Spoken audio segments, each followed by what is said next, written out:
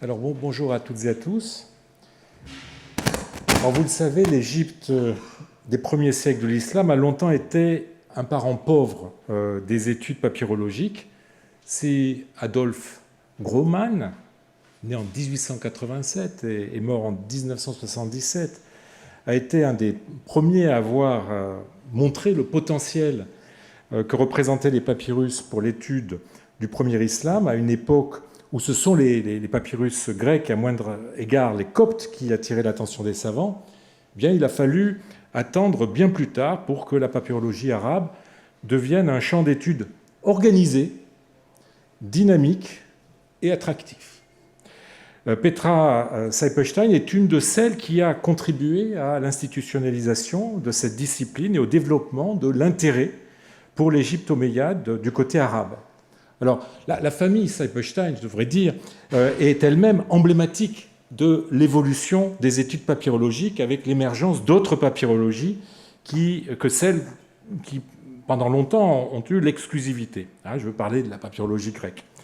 Son père, Peter Johannes, a été un des plus grands papyrologues, détenant le record de publication de papyrus avec plus de 3800 ou 3300 éditions. Sa fille, Petra, a contribué à mettre fin au primat de la papyrologie grecque en s'aventurant dans le maquis encore trop mal connu des papyrus arabes qui ont constitué pendant longtemps les fonds les plus délaissés des collections papyrologiques.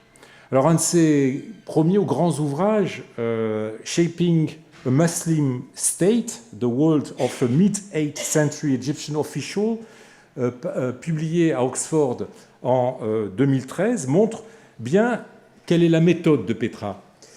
C'est un livre d'historienne proposant une étude des processus politiques, sociaux et économiques qui ont permis à l'Égypte de passer du statut de province de l'Empire byzantin à celui d'un État arabo-musulman. Mais cette synthèse historique s'appuie sur un corpus de lettres sur papyrus datant de 730 à 750 qu'elle édite pour la première fois. Tout en ne dédaignant pas les discussions théoriques relatives à la gouvernance, l'historiographie, la sociolinguistique et la critique des sources, elle ne perd jamais de vue la réalité concrète de son terrain d'étude que dessine le corpus des textes qu'elle édite et qu'elle étudie. Ainsi, la micro-histoire vient façonner avec bonheur une réflexion plus large qui lui permet de mettre en lumière les mécanismes présidant à la formation d'un État dans le monde islamique. Son activité d'éditrice de textes est donc mise au service d'un travail de synthèse historique, comme le montrent ses travaux postérieurs, où la publication de papyrus inédits sert toujours une problématique d'ensemble. Ainsi, Petra est-elle sur le point de publier, peut-être cette année, un volume intitulé Care for the Poor and the Weak, qui est une édition de papyrus inédits de la Bibliothèque nationale de Vienne, qui ont trait à la façon dont la société a pris en charge les individus en situation de précarité. Et elle travaille justement actuellement à un autre volume sur la justice, dont les présentes conférences vous donneront un aperçu en avant-première. Petra n'est pas seulement une chercheuse hors pair, ce qui suffirait à justifier sa présence ici même parmi nous. C'est aussi une remarquable animatrice de la recherche.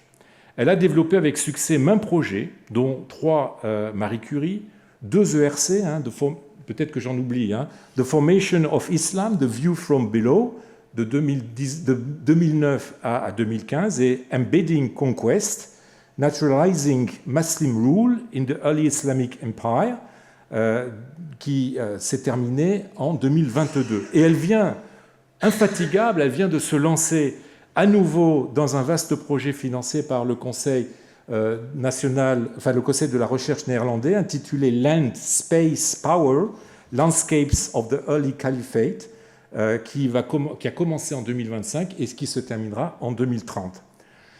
Ces programmes, non seulement créent une dynamique de recherche, mais grâce au recrutement de doctorants, de post-doctorants, contribuent à l'émergence d'une nouvelle génération de jeunes chercheurs dans le domaine des études arabes.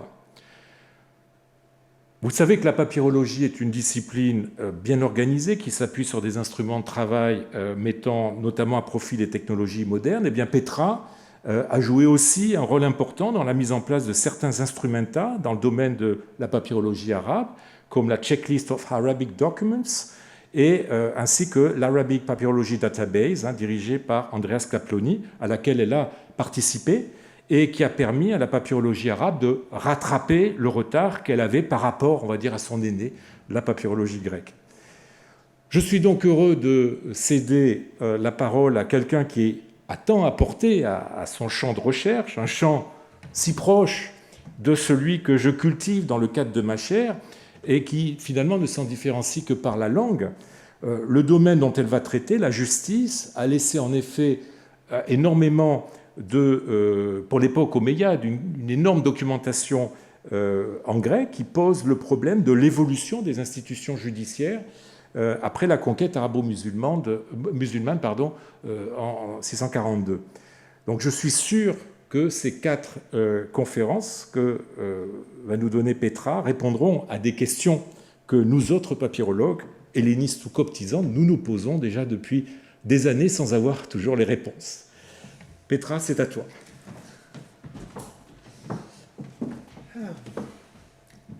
Après ces mots, qu'est-ce que je peux dire? Merci Jean-Luc. Et je voudrais bien sûr commencer par remercier Jean-Luc Fournet et ses collègues du Collège de France de m'avoir donné l'occasion ici de présenter mes réflexions, comme tu as dit, sur un sujet que je mûris depuis longtemps. Avec nombre de personnes présentes aujourd'hui, j'ai en réalité discuté cette thématique au cours des dernières années, en fait. Une grande partie du mérite revient à Jean-Luc lui-même, qui, il y a bien des années, lorsque j'essayais de lui expliquer pourquoi je considérais que les lettres de pétition qui constituent la base principale de mon corpus formaient un ensemble cohérent et intéressant pour comprendre comment les individus cherchaient réparation face à des injustices dans l'Empire musulman du début, il m'a répondu « Mais ce ne sont que des lettres ordinaires ». Ce que Jean-Luc voulait dire, et j'espère que tu me pardonnerais de faire de toi un homme de paille, est-ce qu'on dit strawman comme ça, cet après-midi, c'est que les lettres sur papyrus dans lesquelles l'expéditeur sollicite l'intervention du destinataire pour résoudre un problème, mais qui ne relèvent pas de la procédure de pétition romaine bien connue, n'étaient que des échanges de services ordinaires, sans lien avec l'administration de la justice.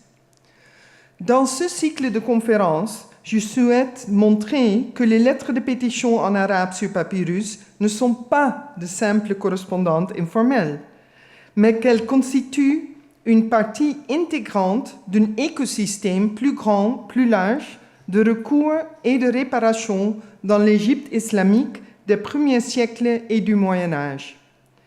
Elles représentent un élément clé d'un système multifacette par lequel les individus faisaient face aux injustices et géraient les crises. Qu'est-ce que sont donc les lettres de pétition? Des catastrophes naturelles telles que mauvaises récoltes causées par des tempêtes, des animaux errants, des sécheresses ou des crues excessives du Nil, aux malheurs provoqués par les hommes, blessures, disparitions, conflits, guerres et rivalités, la vie quotidienne dans l'Égypte médiévale était d'apporter un éclairage précieux sur les normes... Oh, pardon. Ah, ok, double page. La vie quotidienne dans l'Égypte médiévale était pleine de menaces et de catastrophes potentielles. Ces situations entraînaient des problèmes concrets. Incapacité de payer biens et services, impôts ou amendes, de rembourser des dettes, de subvenir aux besoins de dépendants ou encore absence de soutien en raison de migration, voyage, emprisonnement, divorce, décès ou maladie. Face à ces épreuves, les individus se tournaient vers autrui pour solliciter de l'aide.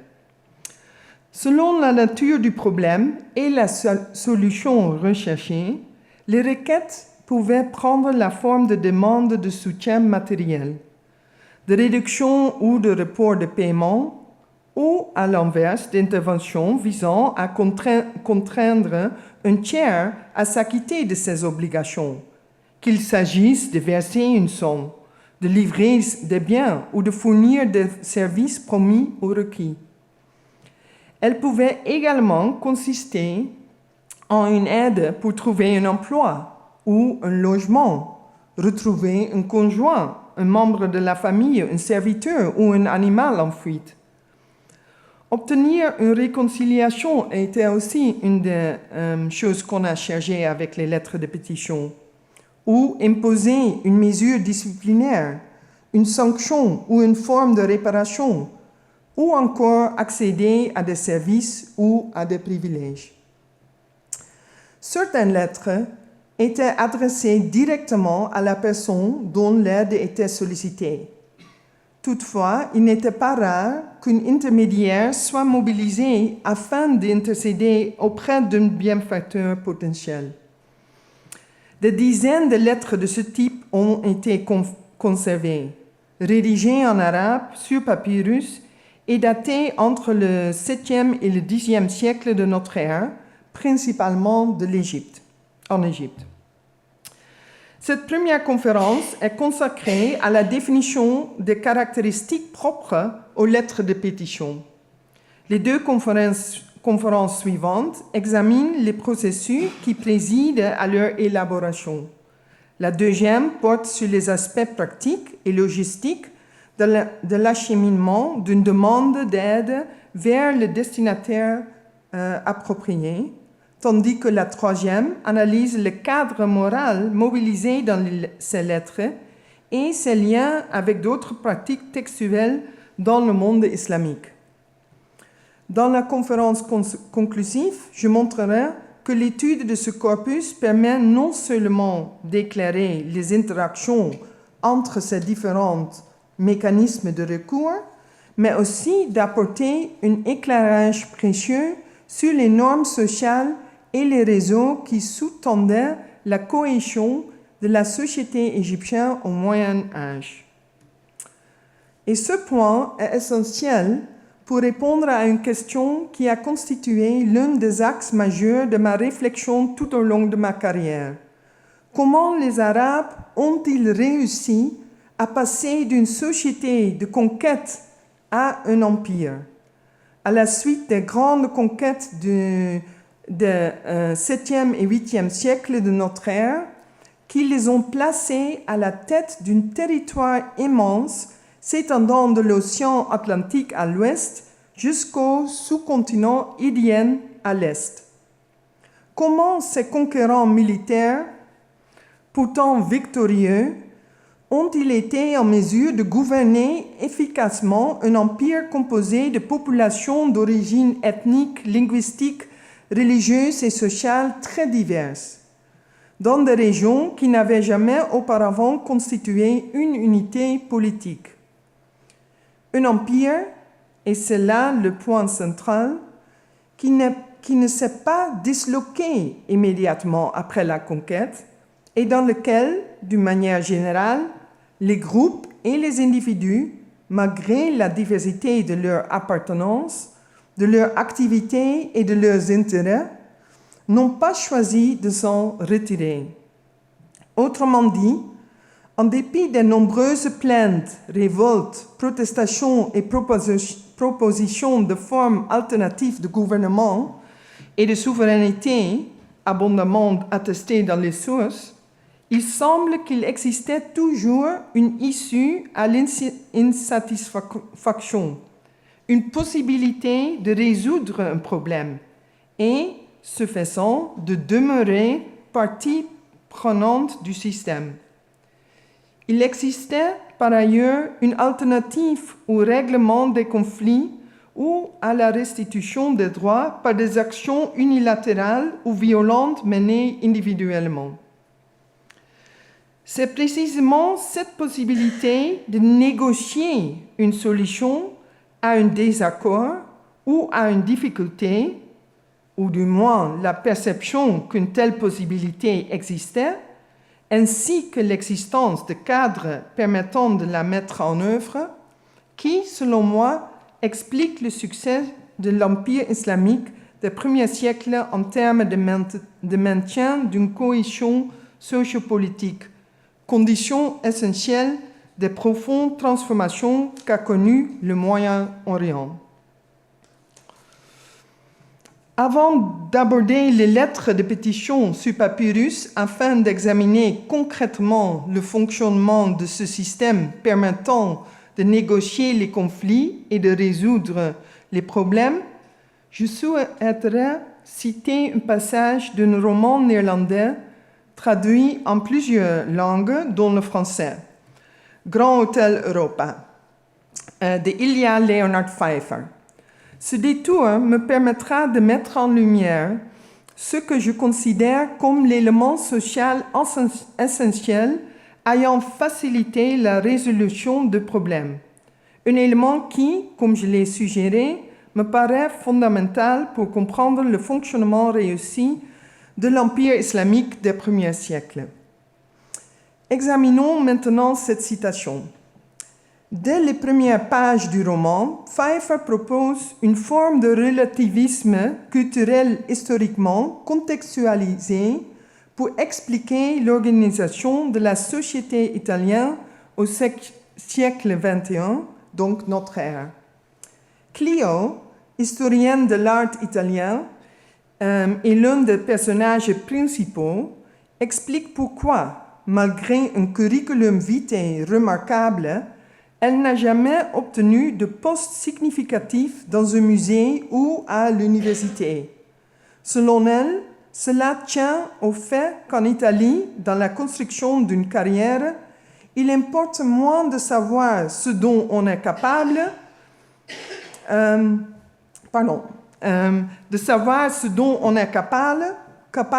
compte moins que les relations qu'on a. Clio poursuit, et je cite, « Je vais résumer très brièvement. Le fait est que des siècles de l'expérience de domination étrangère ont conduit les Italiens à développer une profonde méfiance à l'égard de l'État. Il est devenu partie intégrante de l'ADN italien de n'entendre que peu de bien de l'État et de considérer les autorités centrales davantage comme un ennemi que comme une alliée. Les Italiens ont appris de leur histoire qu'ils doivent se débrouiller seuls. Ils doivent se défendre eux-mêmes, car l'État ne le fera certainement pas. En conséquence, ils se sont organisés en groupes étroitement soudés, fondés sur les liens de parenté et d'amitié qui assurent la protection que l'État ne garantit pas, et une protection contre l'État lui-même. C'est l'origine de diverses formes de népotisme et de clientélisme. C'est aussi l'origine de la mafia. Fin de la citation. Par son analyse, qu'elle corresponde ou non à une description exacte de l'Italie contemporaine, Clio avance deux présupposés concernant les relations de patronage qui sont particulièrement pertinents pour notre propos. Premièrement, elle soutient que les réseaux de dépendance réciproque sont fondamentalement injustes.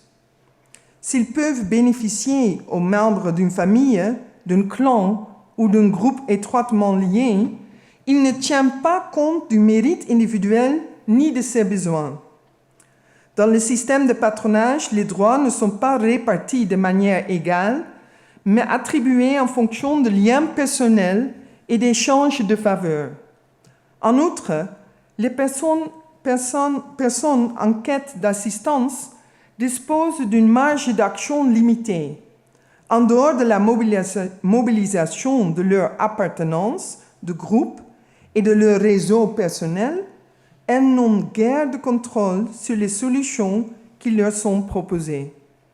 En somme, ceux qui sont dans le besoin sont contraints d'accepter les conditions qui leur sont imposées, avec peu de capacité à les infléchir. Deuxièmement, elle exprime une conception répandue des rapports entre structures étatiques et réseaux de patronage, qu'elle présente comme des vases communicants.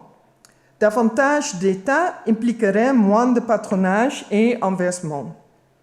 Dans cette perspective, un État faible ou absent, c'est-à-dire un système de gouvernement dont les institutions sont soit insuffisamment développées, soit incapables de fournir les services attendus par ces sujets, conduit nécessairement à renforcer l'importance des relations d'interdépendance réciproque. Ne pouvant s'appuyer sur des institutions étatiques, transparentes et accessibles à tous, les individus seraient contraints de se replier sur leur propre communauté, où ils dépendent alors de mécanismes de protection et de soutien mutuel.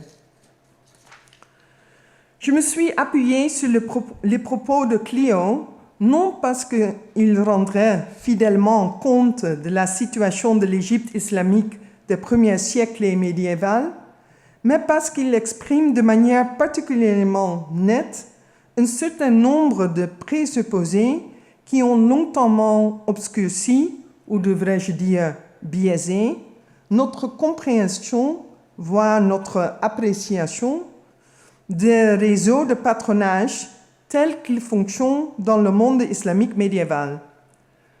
Je souhaiterais au contraire défendre l'idée que les relations d'interdépendance sociale ainsi que les droits et obligations entendus qui en découlaient constituaient le véritable ciment de la société. C'est à travers des échanges réciproques que ces relations s'exprimaient, se maintenaient et se renforçaient. Cette conférence vise précisément à montrer que cette dynamique se manifeste de manière particulièrement claire dans les lettres de pétition en arabe sur papyrus. Contrairement à la caractérisation proposée par Clio pour l'Italie, le cas de l'Égypte islamique des premiers siècles ne doit pas être interprété comme le produit ou l'expression d'un État défaillant, c'est-à-dire d'une structure de gouvernement encore en formation ou n'ayant jamais développé un cadre institutionnel pleinement structuré et fondé sur le droit tel qu'on l'associe souvent, reconnaissons-le, avec société occidentale. De telles hypothèses sous-tendent en réalité l'image persistante et largement négative d'une société orientale, prétendument dominée par le népotisme, dans laquelle l'organisation sociale et politique reposerait avant tout sur les relations personnelles et l'échange des faveurs. Les habitants de l'Égypte se débrouillent par eux-mêmes, renvoient, selon moi, à un système d'interaction bien plus complexe, dans lequel l'État et la société demeurent profondément imbriqués, articulés autour d'un système partagé de valeurs sociopolitiques fondées sur des droits moraux et une prétention à la justice.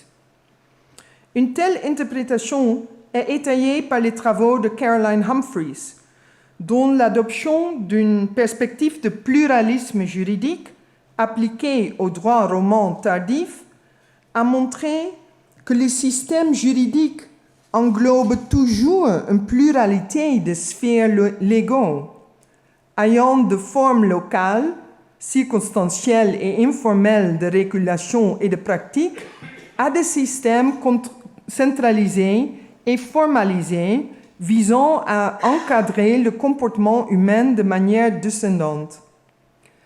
Elle prend également en compte les observations formulées par Tobias Schönnchen dans sa récente thèse de l'Université de Chicago, selon lesquelles les procédures d'arbitrage dans l'Égypte romaine tardive n'étaient nullement informelles, mais constituaient au contraire des procédures hautement structurées, donnant lieu à une documentation réglementée.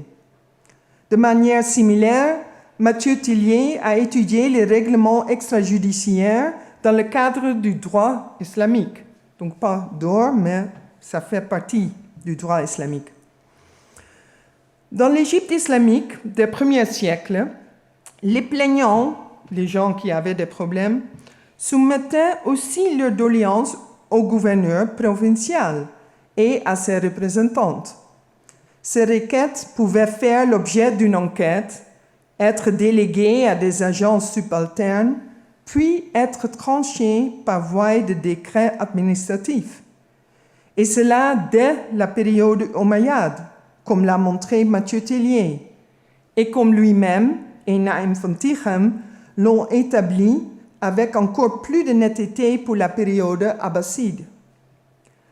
La question de savoir si cette pratique doit être interprétée comme une continuité de l'institution romaine de la pétition, avec ses procédures formelles de soumission écrite et orale, si bien étudiées pour les périodes plus tardives par Jean-Luc Fournet, reste ouvert.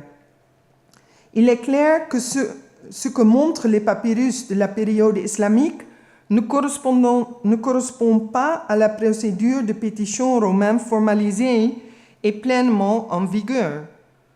Néanmoins, comme l'ont démontré de manière convaincante Schoenchen et Tillier, il est aussi clair que, dès une période précoce, les agents de l'État arabe ont joué un rôle dans l'administration de la justice, en recevant et en examinant des plaintes, y compris dans des affaires contentieuses, et par l'aide d'une documentation écrite impressionnante.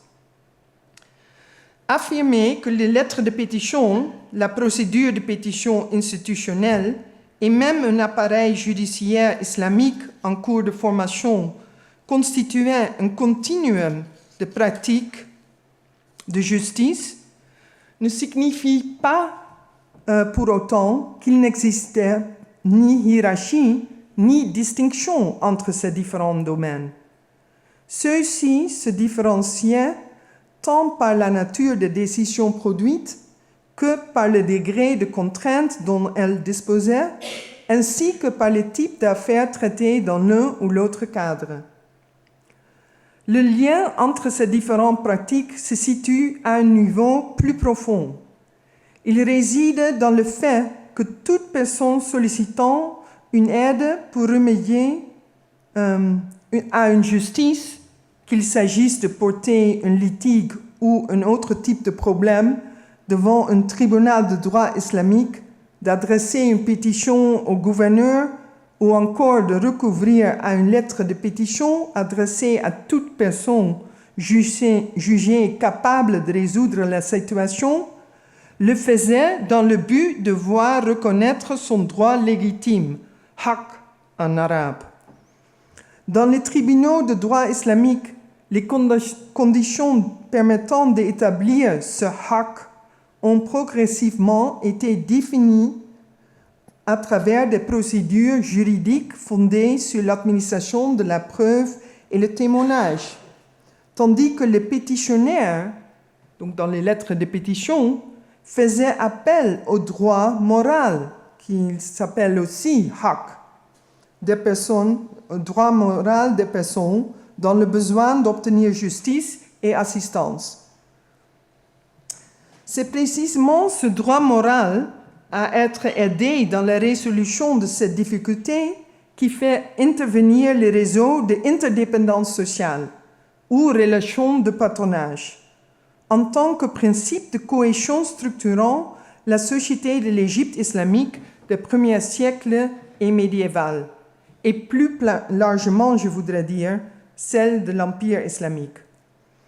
En effet, c'est à travers des relations réciproques impliquant des droits et des obligations mutuelles que les individus pouvaient obtenir assistance et résoudre leurs problèmes, Et c'était exactement le sujet du deuxième ERC qui m'a donné ces idées et ces preuves, en fait.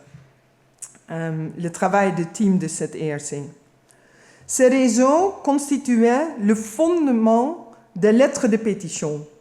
Autant d'appels à l'aide adressés à des figures d'autorité, mais aussi à des amis, des membres de la famille ou des agents administratifs accessibles, en dehors des institutions organisées par le pouvoir et souvent selon des modalités apparemment ad hoc. C'est un point sur lequel je reviendrai. La réciprocité constituait le fondement aux lettres de pétition qui circulent hors, mais aussi, et ça est important de noter, aussi les pétitions et les dirigeants de l'administration et de l'Empire elle-même. Comme l'a montré de manière convaincante Marina Rustov, la pétition fatimide, donc du période 10e en Égypte, constituait un instrument administratif à travers lequel les souverains exerçaient leur fonction de garant de la justice et de protecteur de leurs sujets, assurant ainsi la légitimité de leur autorité. La justice souveraine fatimide s'inscrivait dans une longue tradition, mobilisant l'image du souverain juste, un concept profondément ancré dans le Proche-Orient ancien, et plus particulièrement dans la sphère perse. Cette conception est formulée de manière particulièrement éclairante dans une citation qu'utilise Rustov, tirée de l'historien et géographe irakien du Xe siècle, Al-Masoudi, dont le recours aux sources et aux idées sassanides est bien établi. Dans son histoire universelle, Al-Muruj al-Dhahab wal-Ma'adan al-Jawhar, les prairies d'or et les mines de pierres précieuses, achevées vers 943 de notre ère, Al-Masoudi rapporte les propos du conseiller du Shah sassanide Bahram le II, qui régna donc dans le IIIe siècle de notre ère. Donc l'histoire prend place dans la période sassanide, mais c'est écrit dans la période islamique. La force d'un royaume repose sur la loi, l'obéissance à Dieu et l'exécution de sa volonté. La loi ne peut être maintenue que par le roi, et le roi doit sa puissance aux soldats. Or, ce qui soutient les soldats, ce sont les revenus, lesquels ne peuvent provenir que de la prospérité de l'agriculture. Et la prospérité ne peut exister sans justice. Donc ça, c'est le fameux cercle de justice, non? Autrement dit, un royaume ne peut prospérer que si le souverain prélève des impôts, à cette époque essentiellement sur la production agricole, afin de rémunérer les soldats qui assurent son pouvoir et lui permettent de faire respecter la loi. Mais la capacité même de lever l'impôt dépend du maintien de la justice, qui garantit la productivité des terres dont sont issus ses revenus. Le souverain et ses sujets se trouvent ainsi pris dans une relation d'interdépendance réciproque. Dans cette conception idéale, l'exercice de la justice impliquait avant tout la protection et la défense des faibles et des victimes contre leurs oppresseurs, lesquels devaient être punis à la mesure de leur transgression. Toutefois, la justice ne se limitait pas à cette dimension répressive. Elle incluait également la générosité, manifestée par l'apport d'une aide matérielle ou par l'allègement des charges fiscales pesant sur ceux qui étaient affectés par des sécheresses, des inondations ou qui, d'une manière générale, se trouvaient dans une situation de besoin. Donc, au cours sassanide, des gens avec des problèmes comme ça viennent à le souverain. Et même les requêtes émanant de personnes dont les difficultés résultaient de leur propre comportement, tels les prisonniers, les condamnés ou leurs proches, étaient censées être accueillies avec magnanimité et miséricorde. Se pose alors la question suivante. De quelle manière les plus vulnérables pouvaient-ils faire connaître leurs griefs au souverain? Ils le faisaient en soumettant des plaintes et des demandes d'assistance ou de réparation. Autrement dit, ils présentent des pétitions. À titre d'illustration, j'ai choisi cette image tirée du manuscrit moghol, illustré du Shahnameh de Firdausi, récit des rois persans pré-islamiques représentant un souverain recevant des pétitions à sa cour. Donc c'est la même chose. Hein? C'est un texte de période islamique, mais qui représente la situation dans l'Empire sassanide. Mais cette version de pétition, on le connaît aussi des textes plus tardifs que ce texte du Xe siècle, ou XIe, le Firdausi. Et ça, c'est le point, non? Donc, on a cette image dans la période sassanide, c'est décrit dans une période plus tardive. Marina le voit pour l'Empire fatimide, mais ce que moi je veux dire, c'est que cette image ou cette idée, cet idéal, est le fondement pour toutes les demandes, lettres de pétition soumises au cours à des souverains, mais aussi à des amis des autres. En définitive, le souverain et ses sujets étaient engagés dans une relation d'interdépendance réciproque, au sein de laquelle une relation institutionnalisée facilitait l'échange de faveurs, d'assistance et de ressources. Bien que cette relation fût, dans son principe, d'ordre abstrait, les procédures codifiées de la pétition pour la période sassanide et plus tardive pour la période islamique reproduisaient néanmoins les contours d'un lien personnel de patronage entre le souverain et le pétitionnaire. L'idée selon laquelle les requérants devaient bénéficier d'un accès direct et sans entrave au souverain. Il y avait un punishment très sévère quand on essayait d'obstruire les plaignants de présenter leur pétition au souverain, et d'ailleurs déjà attribué au roi sassanide. De même, on apporte que les premiers souverains musulmans avaient aménagé cet accès. Notamment, il y a des anecdotes qu'ils ont mises, par exemple, dans le cours abbasside à Bagdad, des escaliers spécifiques menant directement à la salle d'audience pour les gens avec des pétitions. Donc, eux peuvent directement aller à la salle d'audience. C'est l'accès personnel. Je vous montre ici un exemple issu d'une période bien postérieure et d'un autre contexte, simplement parce que je m'y trouvais le week-end dernier. Il s'agit de seconde cour du palais de Topkapı à Istanbul, résidence privée des sultans ottomans entre 1465 et 1856, où les pétitionnaires étaient autorisés à présenter leurs requêtes 3 jours par semaine en pénétrant dans cet espace autrement fermé au public ordinaire, et donc dans le palais privé des sultans. Le souverain répondait donc aux demandes de réparation de ses sujets face aux injustices perçues et aux malheurs subis, tandis que ces derniers assuraient en retour un flux régulier de ressources sous la forme de l'impôt. Les sujets invoquaient l'obligation du souverain de garantir la justice, tandis que celui-ci fondait son droit à percevoir l'impôt sur sa capacité à maintenir un ordre juste et prospère. De manière analogue, les individus occupant de positions de pouvoir dans la société étaient sollicités pour apporter leur aide en vertu des droits et des obligations découlant des relations d'interdépendance qui les liaient aux autres. Et ça sera donc plutôt le sujet de troisième conférence.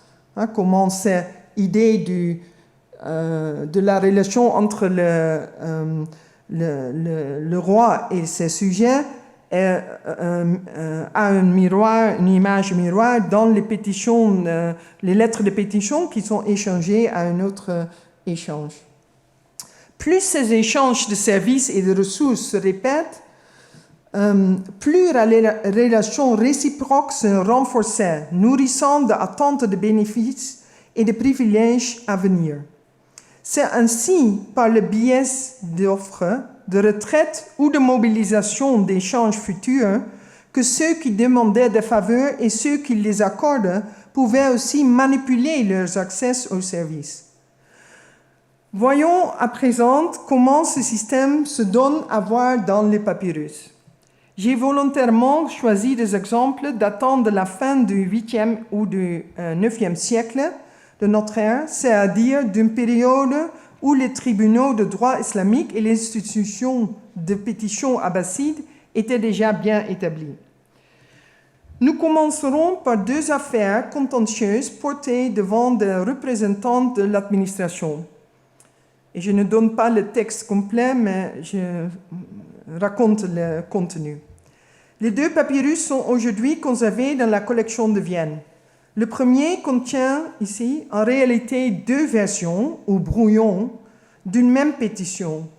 Deux rédactions légèrement différentes d'un même texte figurent au recto et au verso. L'affaire concerne une veuve décrite comme dhimmiya, c'est-à-dire une non-musulmane, juive ou chrétien, et qualifiée de faible, daïfa. Elle adresse sa pétition, qissati, à un commandant militaire, qa'id.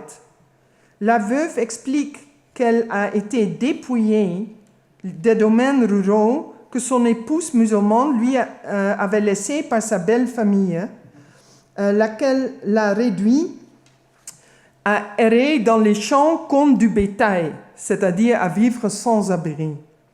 Elle suggère que le qa'id écrive à un responsable à El Ashmunayn, où elle réside vraisemblablement, et où se trouvent les biens de son défunt mari, afin que lui soit rendu justice, c'est-à-dire qu'elle puisse accéder à ce qu'elle considère comme son héritage légitime.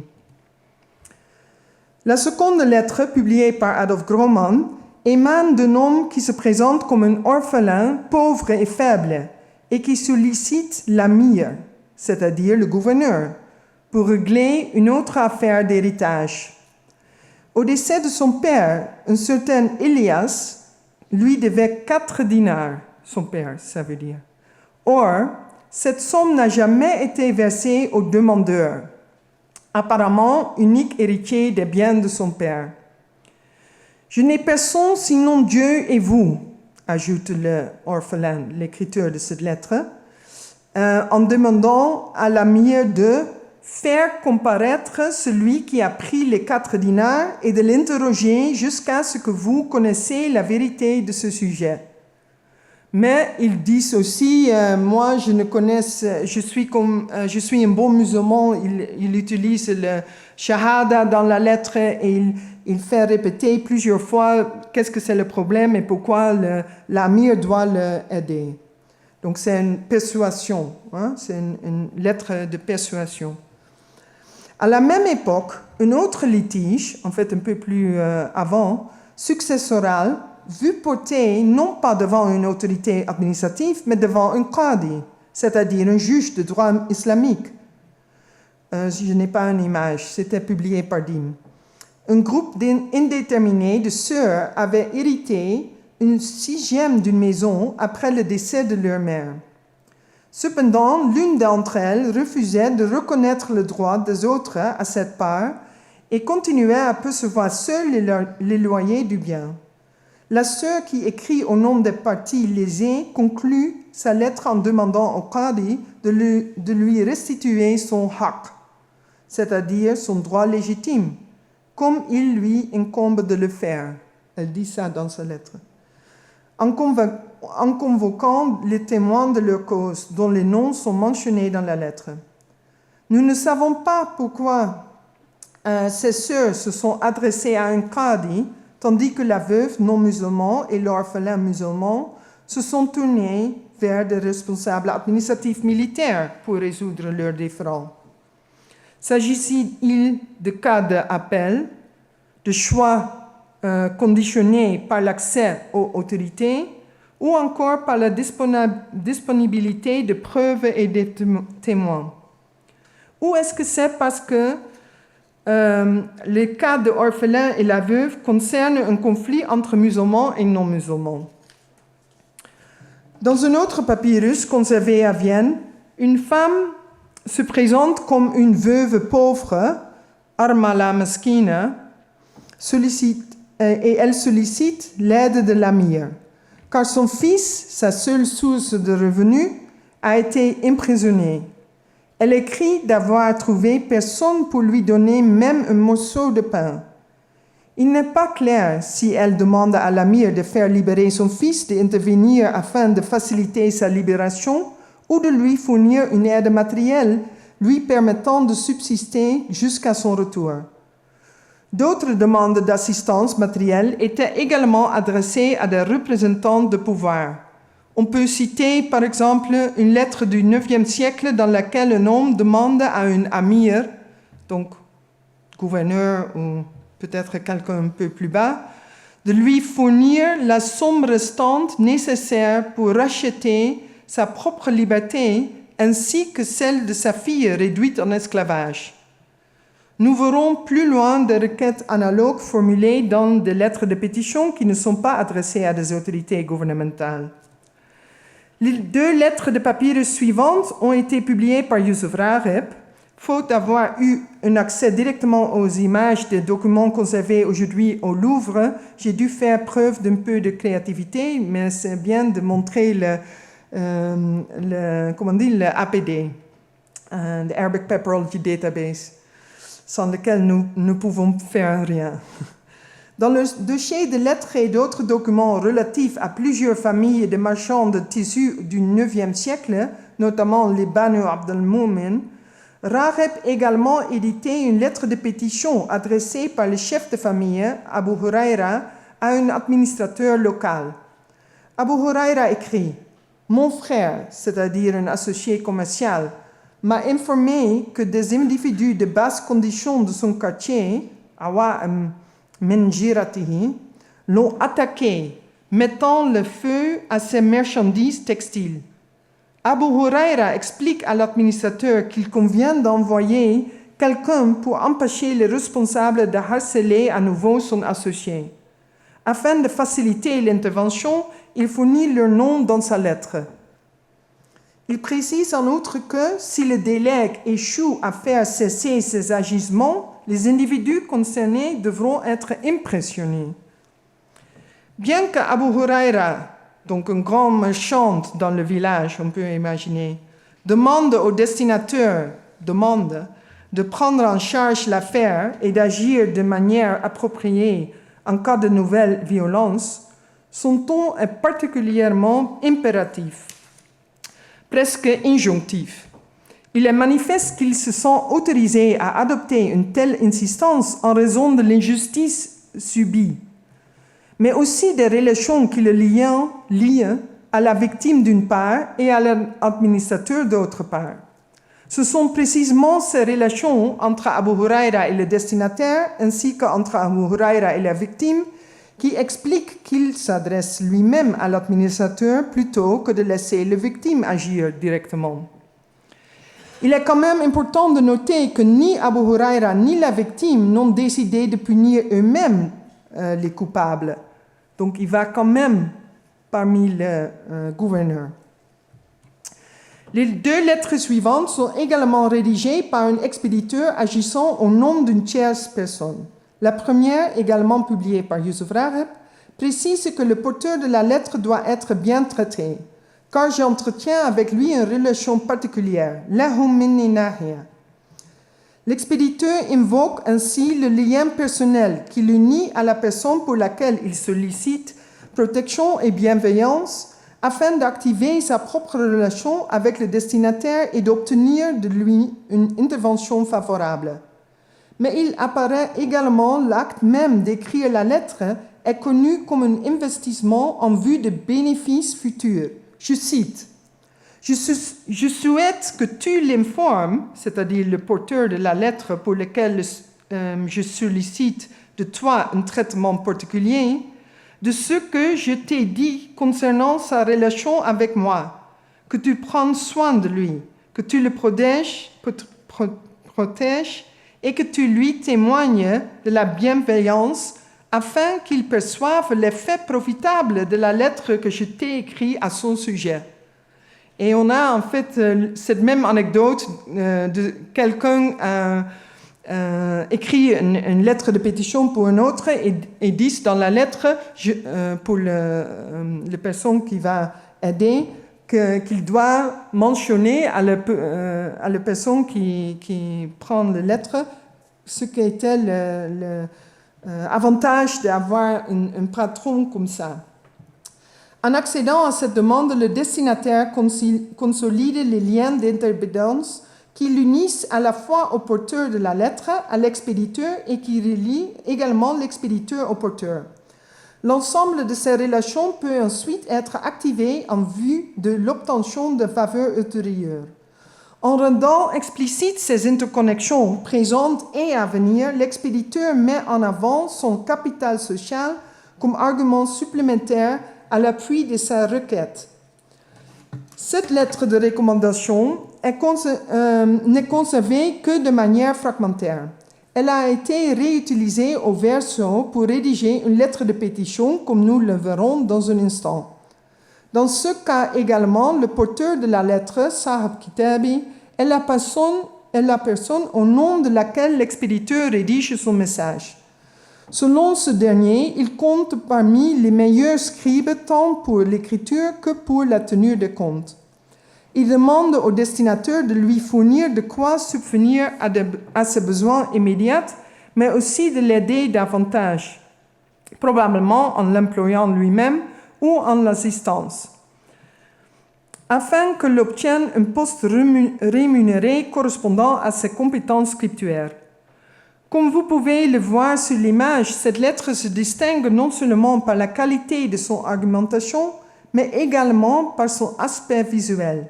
Elle présente plusieurs exemples d'allongement de lettres de large marge et dans l'ensemble une écriture arabe particulièrement soignée. Et c'est sûrement visible quand on le compare avec celui-là. L'auteur de cette lettre beaucoup plus courte, qui est conservée dans le partie du papyrus découpé à partir d'une lettre plus longue figurant au recto, qu'on a justement vu, demande au destinataire de financer son retour à Fustat depuis une ville non précisée. Je cite, « Tu connais ma situation dans cette ville et que je suis dans le besoin à cause d'elle. Et j'en remercie grandement Dieu. Je souhaite aujourd'hui partir pour Fustat. Puis-je être ton rachat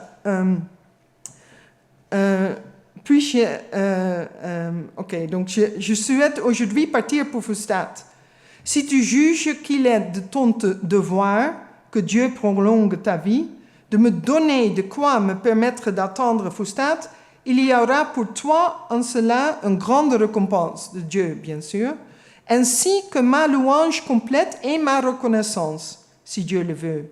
Il n'y a de puissance qu'en Dieu. » L'expéditeur rappelle ainsi au destinataire qu'en lui apportant une aide matérielle pour entreprendre ce voyage, il accomplira non seulement une œuvre pie, mais qu'il assurera également la gratitude de l'auteur, allusion évidemment évidente à des services futurs sur lesquels il pourra compter.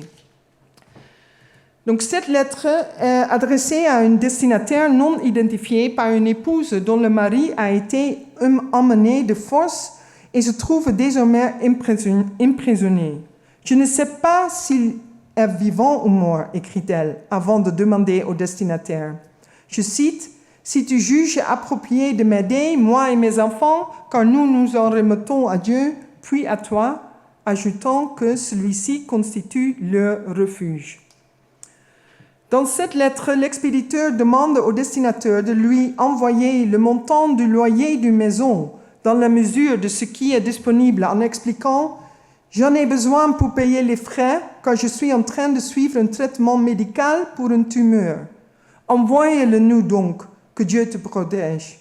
Ou du moins une partie sans délai, car je souhaite m'en quitter pour l'intervention. » Bien qu'elle semble relever d'une relation contractuelle entre un propriétaire et un agent ou un locataire, cette lettre est formulée comme une lettre de requête.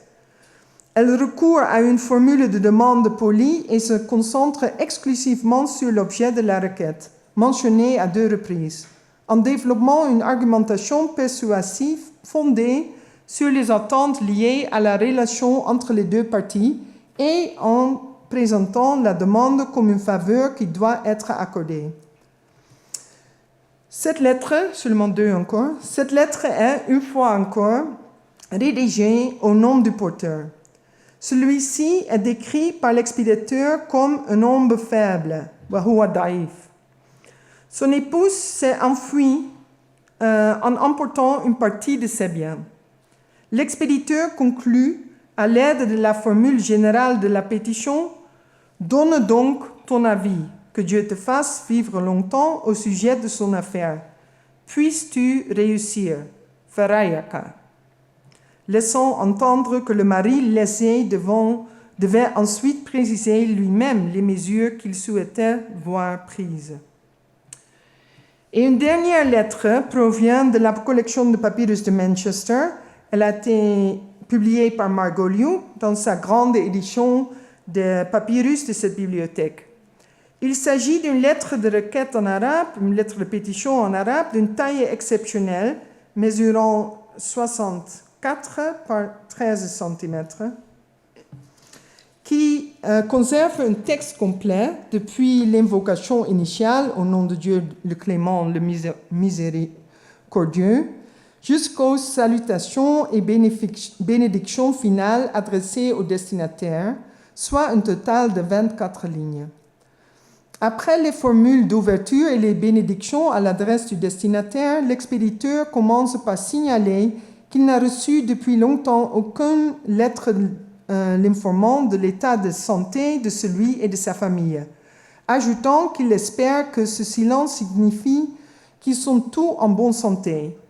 Il en vient ensuite à l'objet de sa lettre, expliquant au destinataire qu'il appelle mon frère, encore, Akhi, donc pas un lien de famille,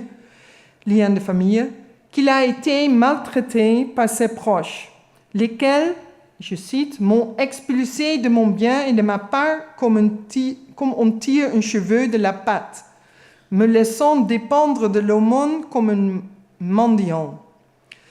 Les conséquences de ce renversement de situation provoqué par ses propres parents sont catastrophiques. L'expéditeur se retrouve sans nourriture ni vêtements. Il écrit « Je suis dans un état de faim que Dieu seul connaît, et je n'ai pas de vêtements qui me permettent de paraître aux yeux des gens. » Résumant ainsi sa misère. « Je crains le froid et la nudité. Tout espoir m'a abandonné et je meurs de faim. » L'oncle de l'expéditeur joue un rôle crucial dans l'affaire, dans la mesure où il n'a pas répondu à une précédente demande visant à lui faire parvenir du blé. L'auteur sollicite désormais le destinataire afin qu'il s'adresse à sa sœur pour qu'elle intervienne auprès de cet oncle afin que celui-ci lui fournisse le blé nécessaire. La lettre se conclut par une recommandation adressée au destinataire. Il lui demande de transmettre sa lettre, peut-être celle rédigée en son nom, au vizir Abu al-Fadl ibn Sahel, qui, assure-t-il, la fera suivre accompagnée de son propre lettre. Je ne sais pas exactement qu'est-ce que ça veut dire, mais ce qui est important, c'est que cette personne est en contact dans un milieu avec un vizir. Donc, il n'est sûrement pas, il n'est pas dans la couche le plus bas.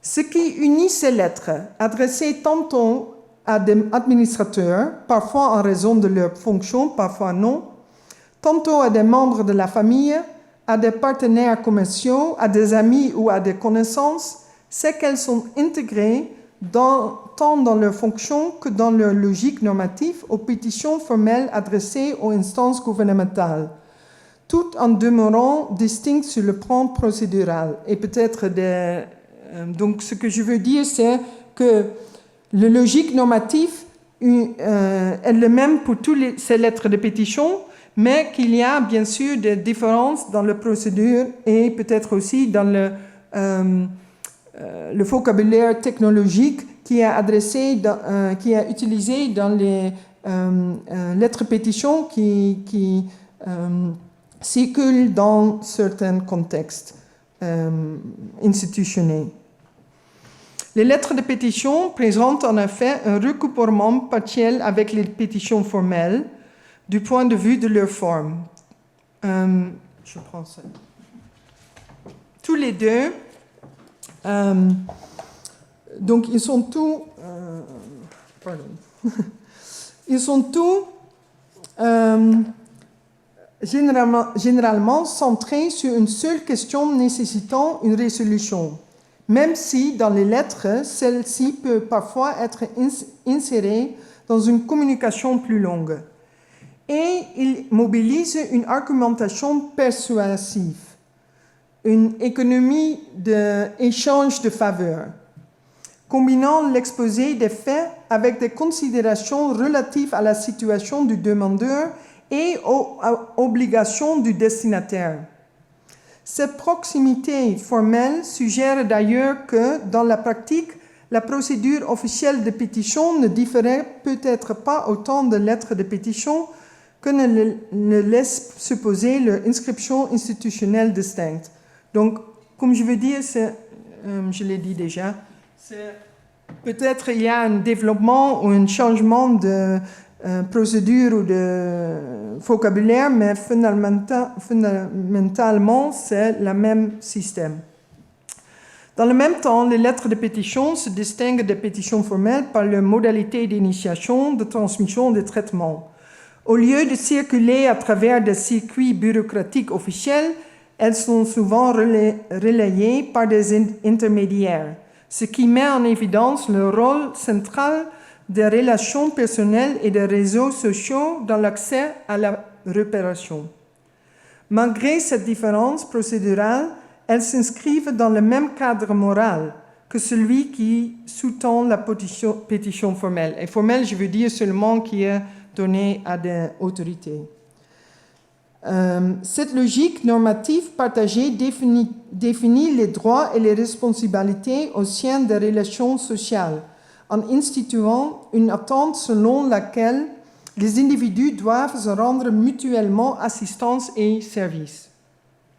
Dans ce système fondé sur la réciprocité et l'endettement mutuel, les demandes d'aide reposent sur des droits établis ainsi que sur l'anticipation de contreparties futures, rapprochant ainsi étroitement les lettres de pétition des fondements éthiques des mécanismes de justice plus formalisés.